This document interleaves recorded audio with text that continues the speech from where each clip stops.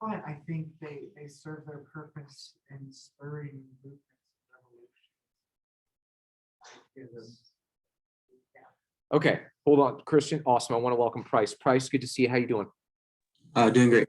Good. I'm assuming you're here because you're down for a TOK friendly conversation.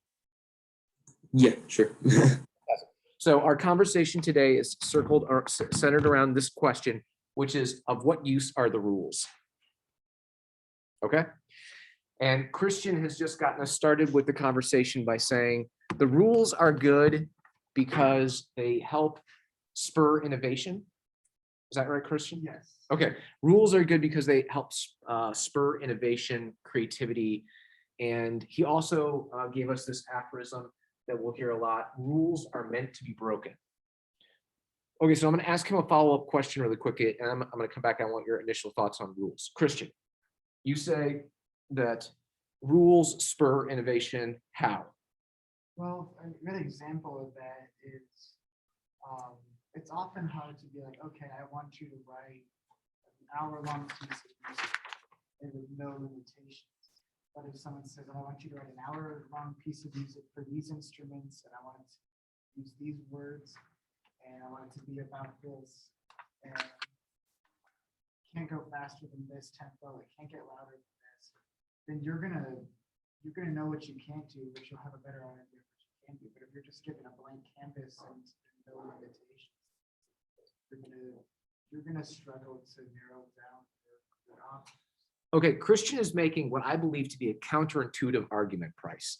He's arguing that the presence of rules actually help the creative process rather than hinder it. That if you lived in a world without structure and rules, you'd sort of like always just be spinning your wheels and you wouldn't really know where to start. I'm paraphrasing his argument a little bit, but I wasn't sure if you could hear him. Okay, so do you, Price. What do you think of Christian's arguments? What are your thoughts on rules? Where are you at in the conversation? I kind of agree. I kind of agree with him. When I think of rules, I think of something that not necessarily limits you, but keeps you in check, or keeps order. And how I kind of thought of it is, if you have a field and there are two walls on either side, and on the other side you don't necessarily know what it is, but it may be something dangerous, or it is something dangerous, and the rules like explain that. The rules keep you on that straight line within those walls. So in a way, they trigger creativity and they put you in the path towards it. But in a way, they also hinder. They like they hinder. They have boundaries. There's limits to it. So in a way, it sets you on one path towards creativity, if that makes sense. Which still allows creativity, but then once again limits it. Right. So what I hear you saying is that rules act as like bumpers, right, on the rails of life. They help guide you in a way that's safe. Why then? Let's stick in the realm of creativity. Why then do so many of our idols, our creative idols, whether that's Picasso or Miles Davis or Lady Gaga, right? Why are they the ones that flaunt or break or challenge the rules? They seem to be the ones that receive the most accolades, the most adoration from us. Can you explain this contradiction? So when rules are broken, like if you hopped over the wall, right? That may, or when you're jumping over that wall, it may open your eyes to more observations, not necessarily going beyond that wall, but simply like seeing into it, challenging that. It gives the person a wider view of thought, if that makes sense. Yeah. So shouldn't we be asking, inviting, nay, requiring people to stand on that wall, to maybe just take a step over that wall for a minute? In other words, break the rules. I don't think so. I feel like it more depends on the person. I think that if the person challenges those rules and breaks over, then that's that person. Then that just means that that person has like a higher they have more creativity. That's them. I don't think it should be required, but I think that it should be I think it should be how it is. If you challenge and break it, then you observe for yourself. I don't think it should be set in those rules. Okay, so I like this. So you're saying it shouldn't be mandatory for you to, in order to be successful, for you to break the rules, but you think that's just the mark of creativity or of genius.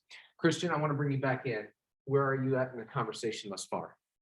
I think to be able to break the rules, you need to have a good understanding of what they are to begin with. Like I think Lady Gaga probably didn't start off doing, mind blowing things, but she started playing the music of other people and just really trying to find herself in that.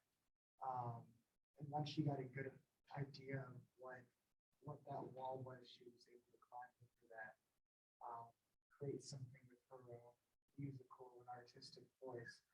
I think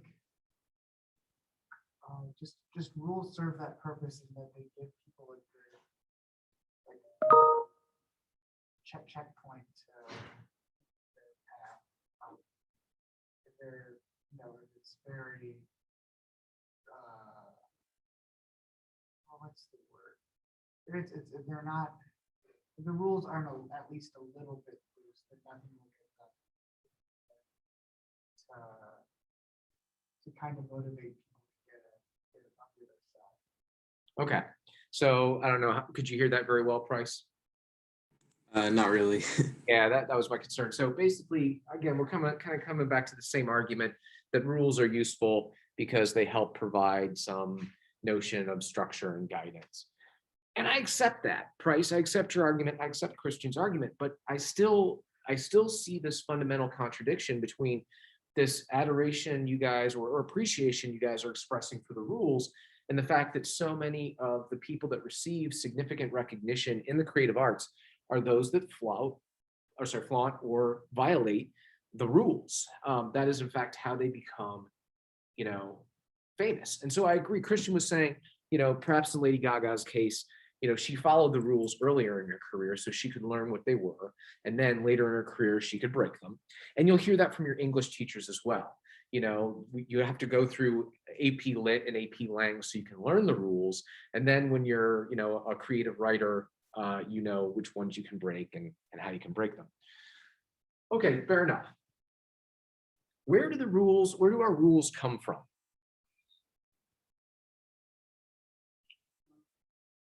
Society. I know it's hard to really narrow in on that, but just over time we find what we're comfortable with, and we stick with that, or the majority of us are comfortable with. And then when there are outliers, those are the people that have broken the rules. Gone beyond the bounds of comfort for others. Okay, Christian offers that he believes rules come from society. Price, what do you think? I think since rules I kind of see them as like they're not very specific usually. They're kind of like they're basic rules like driving. It doesn't tell like that you have to turn right in a certain place, but you can, like, it's an intersection, you can go left, forward, or right. It's some circumstances, but there's still basic rules on how you should be driving, if that makes sense. Like so there's a basis of rules that comes from experience. I would say experience of a society. I do agree with the societal standpoint. But since it's just a basic basis of rules, it's the basics. Then those can be agreed on by people who have experienced both not using the basics and using the basics. But it's more of trust on society, like government laws and everything. It's more people who, it's more of like, it's trust. Yeah. Okay, let's unpack this, Price. Thank you. So I like this idea, they're agreed upon. So let's unpack this idea of society, because this is a really broad, and vague word. So let's start thinking about some specific examples. So you offer driving as an example, and I would say there are a million. Well, that's an exaggeration. That's hyperbole. There are thousands, probably, of very specific driving laws. Like, I'm sure if we looked up the code for what is required in a car, like brakes, turn signals, headlights, I don't know, whatever, airbag, seat belt. I mean, there's probably a million, again, that might be hyperbole, thousands and thousands of rules that govern driving. Where do those rules, those specific set of rules, where do those specific set of rules come from? What part of society? I don't know, I think when it comes to driving, I'd say it's the engineers. the people who developed the equipment that so like if I don't know, somebody develops something and then they create their rules for that something, if that makes sense. Great, so scientists or experts. I'd What say experts is probably the best Did- example. Did the government pass these rules? I mean, when I break one of these rules, who enforces it? The enforcement comes from the government, Right? but the Government. initial rules comes from experts. Yeah, so government. Okay, so we have experts, we have government. What other aspects, do you want to jump in, Dylan, or? Oh, of course, yes. I'll even let you break the rules and go without a pass. Okay, well, there we go. There's another set of rules. Who makes the rules for school? So the people who put together the academics, so the Okay, teachers, the more scientists or the experts. board, yeah. Okay. Am I allowed to spit on Christian? No, but I wouldn't be that. No. Okay. I'm not allowed to spit on Christian. According to whom? Well, I don't really know if there's a rule for it necessarily. No, I'm not saying that I would stop or enforce it or necessarily call it a rule. But there's most likely, this is kind of like, I don't have the information to back it up, but there's most likely a rule that prevents it in some way. Elias, you want to jump in the conversation? Yeah, I was gonna say, we said split person, I was like, it's that thing of like, if it's not written down, is it still a rule? So then the question is, what type of rules are we talking about? Right. Does rules mean that things have to be written down? Or rules sometimes, you might say universal, might be your guiding moral, or just things that you shouldn't do. And just because they're not written down, or someone has told you not to do them, it doesn't mean that you should. Yeah, so I think what we have here is an example of an unwritten rule, which is what Elias was pointing out, right? There may be no like technical legal code against me spitting on Christian. I mean, he might be able to like say I want him prosecuted for like assault or something, and whether or not I was convicted for assault for spitting on him, I think we would have to see how that played out in the courts. But this may be an example of an unwritten rule in our society that is just impolite to spit on someone. That's just not something you do.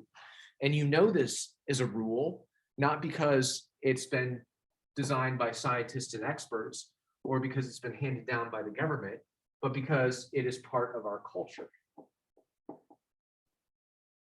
Okay.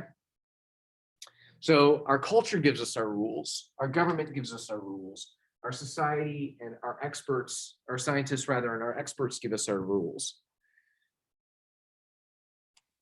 Do we give rules to ourselves? Do we self-impose rules on ourselves? Do we impose rules on ourselves that are not given to us by scientists, experts, government? Yeah, can you give me an example, Price?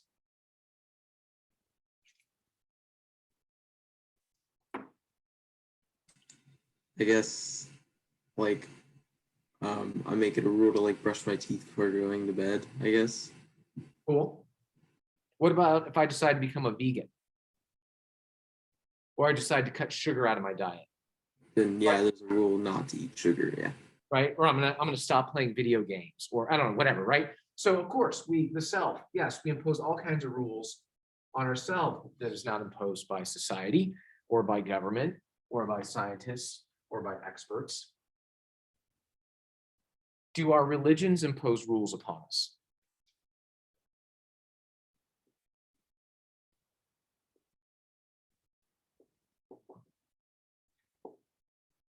Okay, so now we have just among the possible sources of rules and what we generally term here society, we have things like our culture, our religion, our own personal interests or desires, scientists and experts, and the government. Okay. Can we think of other sources of rules?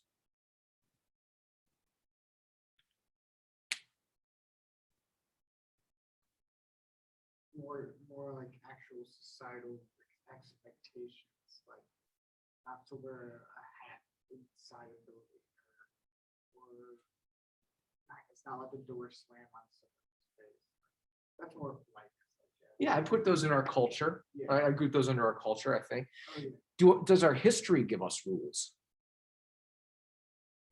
Yeah, Aiden.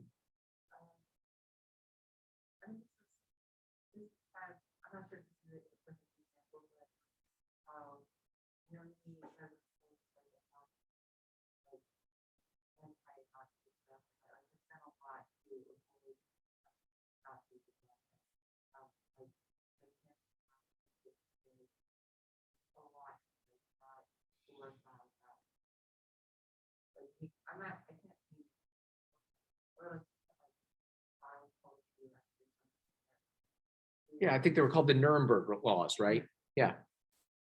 Yeah, so Aiden's talking about how in post-Nazi Germany, they instituted a lot of laws to prevent the country from slipping back into fascism. Does history give us laws? I think like what you just said, that's more back to the experts, right? The experts on history, creating those laws, but history itself creating laws, I think that's more of a broad, unwritten rule, if that makes sense. Yeah. Because it comes from our culture, it comes from our history. It's more just broad, unwritten rule. Yes, I agree with you, Price. I would say I just want to make it articulated that I think history is an interesting subset part of this culture. I mean, how many rules can you imagine that if you asked someone why do we do it, they would say that's just what we've always done, right? That is our history. So Christian mentioned the thing about not wearing a hat, right, inside a building. Why? Well, I don't know, because 400 years ago, the English thought it was uncivilized for a man to wear a hat in his dwelling. Okay, well, what's a 400-year-old Englishman have to do with me telling a young man walking in North Central High School that he's got to take his hat off, right? What's the justification for that rule? My appeal to history, right? My appeal to history. Well, that's just, it's always been considered rude. So it's a subset of our culture. Okay, let's get back up here to Christian. I love this. This is fantastic, and I want to spend some time thinking about this. Rules are meant to be broken. If rules are meant to be broken, what does that say about rules? I don't necessarily know if I agree with rules are meant to be broken, because I think that's more specific to like creativity and artistic rules like that. When it comes to these scientists and experts, societal rules, it doesn't make sense for you to really break them, because there is no creativity gain. There's nothing. I mean, I guess there's maybe fun that's a game, but I think they're only meant to be broken when it invokes, or when it evokes creativity. Okay, well, I respect that. But Price, in the early 20th century, experts and scientists agreed that African Americans were intellectually inferior to white Americans. Scientists and experts agreed that people with mental disabilities were inferior to those without them. Scientists and experts agreed that women that had premarital sexual relations were immoral. And all of these groups were encouraged to be sterilized through a movement called eugenics. Those were rules established by science and experts. Should those rules be broken? Yeah, that does make, therefore there is a reason. Yeah, so that does, yeah, there should be. Okay, so what does it say about rules that they're meant to be broken? Both in creativity, both in science, both in policy, both in religion, both in history, both in culture, both in government. It seems everywhere we look, we can find examples of rules that are meant to be broken, or some might say need to be broken. It's moral to break the rule and not to follow it. So what does that say about our rules? We've got Sophie engaged and we got Aiden engaged. So we're gonna go Sophie and Aiden. I think it shows that people shouldn't blindly follow something because they're told it's right. And I think rules a lot of the time across the board are just there a way that things are normally done and whether they're right or wrong should be decided, but I don't think when rules are often used to, a lot of times if they're government rules or if, and a lot of times like when there were dictators, a lot of rules were put in place to hold people down. So I think looking at rules carefully and understanding they might not always be the best interest shows that sometimes rules are not always right. So what is the purpose of the rule? And have you thought about the rule? Aiden, So, a few things to reflect here. Um, like, even in societies where everyone's governed by the same law, and they have to form like what we're a system where it's not just like one guy. But even in those societies, those laws are made by people that are fallible, people that have bias. And not everyone's perfect. Not everyone has everyone's best. Even in democratic societies where the electorate, a law doesn't make it morally right. It just makes if most people follow it, according to whoever however they want to do it. It's just few people follow it, and everyone's fine by their laws. They're doing well. But if it's a democratic society, probably better for. And I think that kind of goes off like. okay, that's awesome. Okay, I just want to summarize for Price because he sometimes has hard hearing through Zoom. Sophie brought up a couple of things. First of all, she said, you know, you don't want to blindly follow the rules. You want to be questioning them as you encounter them. And she said it's going to matter what was the purpose of the rule. And this sort of comes back then to a point Aiden was making, where he's saying that just because it's a rule, he used the word law, and rightly so, but we could speak more generally, just because it's a rule doesn't mean it's moral or ethical. And I think that's a good point for Aiden to make. And then he also talks about who's made the rules. He's trying to disaggregate some different sources in the particular instance of government, whether it was sort of an autocratic source of rule or derived from like the consent of the people. I think he was arguing that the latter would be a more defensible, generous generation of a rule, that it came from the people that are being ruled themselves. Okay, Price, jump in. What are your thoughts now? So I think I'm rethinking. Like I'm seeing the problem with the rules are meant to be broken is the broken part. I think more rules are meant to be challenged. I think that fits what we've been talking about better. Because I feel like broken is too like generalized. Like if you challenge something, then you decide if it's meant to be broken. If that makes sense. Yes, I love that. I love that. Okay, I love that. Rules are meant to be challenged. Woo! If rules are meant to be challenged, why do we punish people that challenge the rules?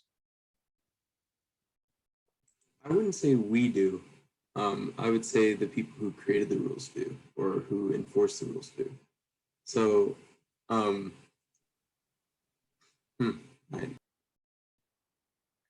mean, your teacher says it is a rule that you have to turn in your assignments on time, no exceptions. You challenge this rule by turning in an assignment a few hours late.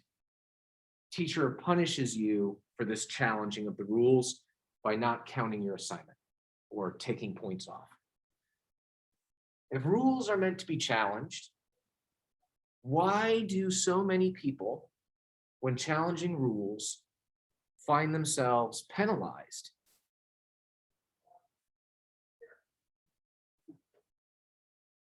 Elias? Well, that saying of rules are meant to be broken, I think comes from a trend that rules tend to be broken. And I think they're meant to. I think that maybe tend is a better word. Because if you say that, then it shows that rules are there for a reason, but then we break them because it's just something told us, right? Like it's when people say life lessons and we have that rush of inspiration that goes out, is because we haven't been through it. So sometimes we break the rules because we wonder and we have to like have that first hand experience, like what could go wrong? And I think that goes wrong, and you're like, okay, I won't do it again. Right. So it's that trend that people like, why can I do it? And they do it and they have to learn, because even if people tell you, I think people get misunderstand that even if they told you all the secrets to life, to entrepreneurship, it wouldn't be the same thing because you have to go through it. And that's what breaking rules. Okay, so Elias, I think he's made an excellent edit to our saying here, which I love. I love Price. I love that you wanted to change us from broken to challenge. I think that's awesome. And I love that Elias says maybe this should be rules tend to be challenged instead of rules are meant to be challenged, because this is going to happen inevitably anyways. And then Elias sort of extends the argument a little bit by saying it is this process of challenging the rules that really serves as life's instructions. Like you can tell somebody, this is how you're supposed to, in his example, he used entrepreneurship. This is how you're supposed to start a business. But until you actually go through those things, make those mistakes, challenge those rules yourself, you're not really learning. Aiden. So I think that rules and like most aspects of like are meant to like uphold that or for government, that means like upholding like the power structure that is like when it comes to art, it's like what do we find what we're maintaining the status quo, what others have everyone else thinks. People just practice that, I don't know, so if I challenge it, about someone else has an intention to do it, is that something that is, I mean, not everyone does system, but like for a teacher, they're trying to order, like they benefit from everyone, not be like rowdy and they benefit.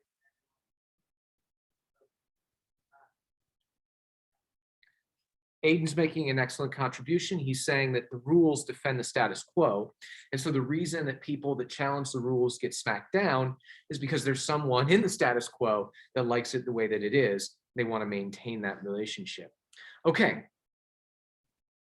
My next question for y'all is about exceptions to the rule. We go through a lot of trouble to make rules. And then as soon as we make them, we discover, uh-oh, we need an exception to the rule. In this case, they're not being broken, right? We're still keeping the rule. We're just saying, oh, in this instance, it doesn't apply to this situation or to this person.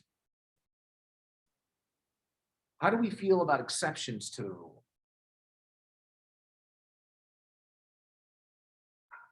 I think it makes sense if you're not having, well, it's still a rule, even with the exceptions, it just is more specific. I mean, I'm trying to like think of an example, like, for some reason, all I can think about is not taking Accutane when you're pregnant, but that's not a great example.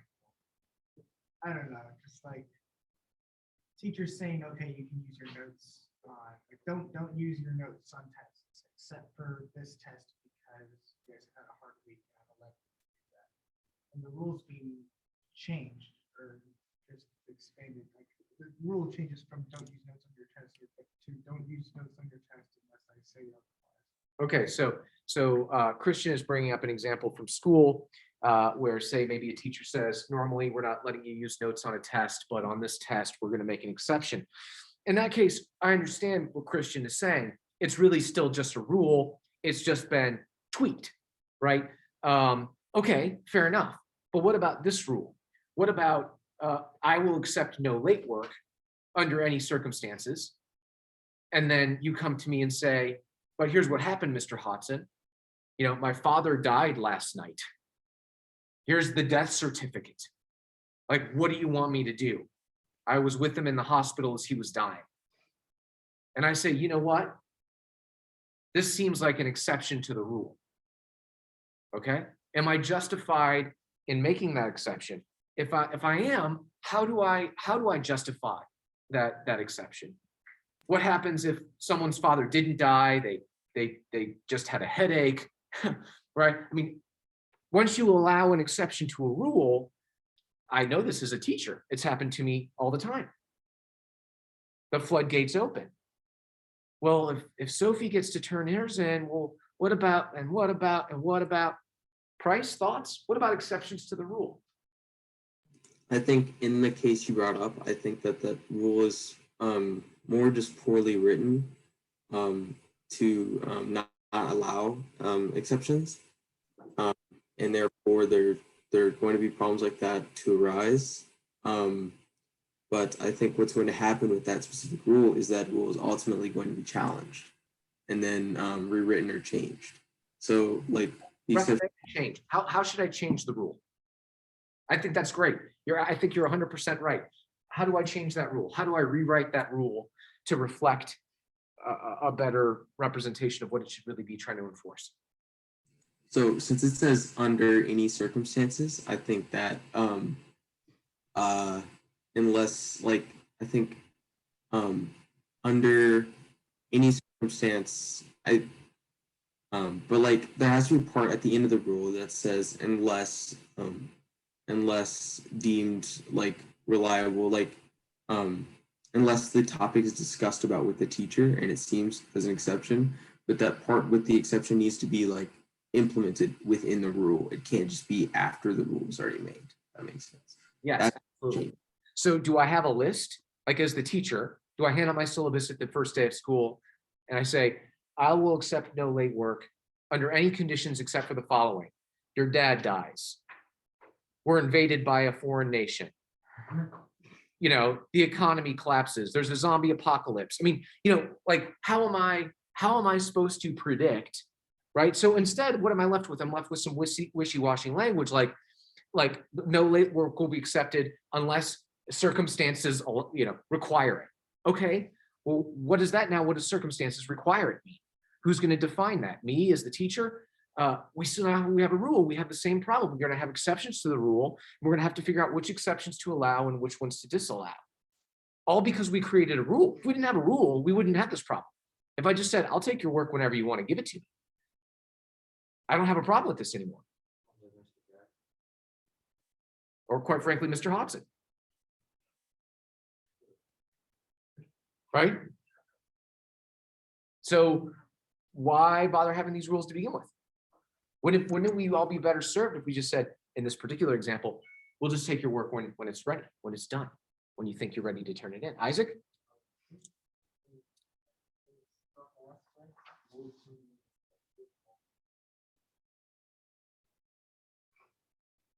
Yeah, Isaac says rules can be an incentive to do things a specific way. I think so, because again, rules often carry with them rewards and sanctions. If you follow the rule, you get rewarded. If you break the rule, you get sanctioned.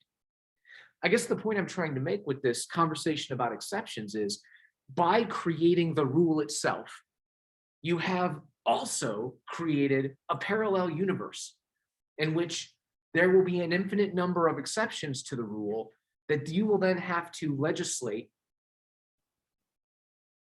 their relationship to this rule you've created. Now, in some cases, the rules that are created are completely arbitrary and artificial, or one could argue they're arbitrary and artificial. And so now you've created a series of situations in which you need to examine the exceptions to those rules. So this leads me to my next question. Is there a sweet spot between a society with too many rules and too few rules?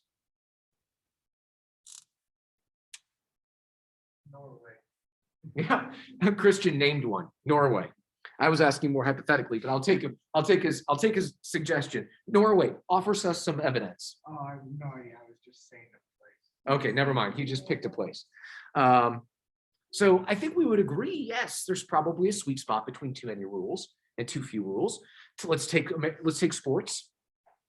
Some people argue that American football has become weighed down by an excessive number of rules, where you can hit the player, right? What counts as a catch, what doesn't?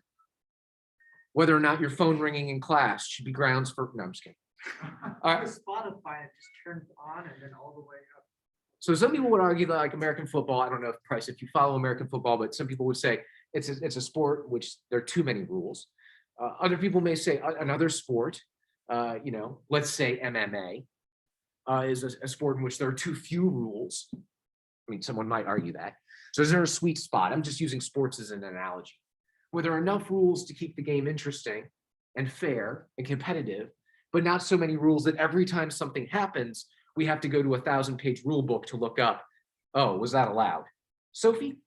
I think it's hard because I think that's an opinionated answer. Like, I think because people think the rules are at a sweet spot at a different place, I think it would be hard as a society, at least, for everyone to say, oh, the rules are at a good place, because I think everyone's viewpoints of what's necessary is so different. It's hard to, like, for example, like you said, someone might think American football, like, it's great what they've been doing with concussions, and like they reduced the line. Someone else might say, well, they can't have any stops, like it still needs to go further. So I think it's hard to find that sweet spot for multiple people.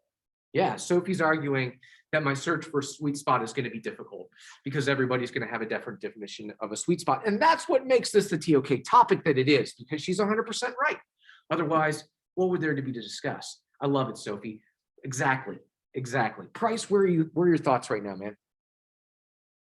I'm kind of in agreement with what's going on in the room, that there is a sweet spot, but there's just the problem that arises that there's work to get there. It's not going to come easy because of all the different perspectives that will arise from it, from the rules. Well, much of your adult life, much of your childhood is about learning when to follow and when to break rules. That's part of, I think, Elias, his point, and I think it's well made, that that's part of the most important part of the learning process for you as you're growing. I would offer that much of your adult life, you will be the ones developing and enforcing the rules, right? As that torch is passed from childhood to adulthood, whether that's professionally, whether that's legislatively or with the government, whether that's in a school or, in your own office, like who can show up for work on time and who gets some slack, how often the break room can be used or who has to clean the restroom. I mean, you're just going to be making a lot of rules.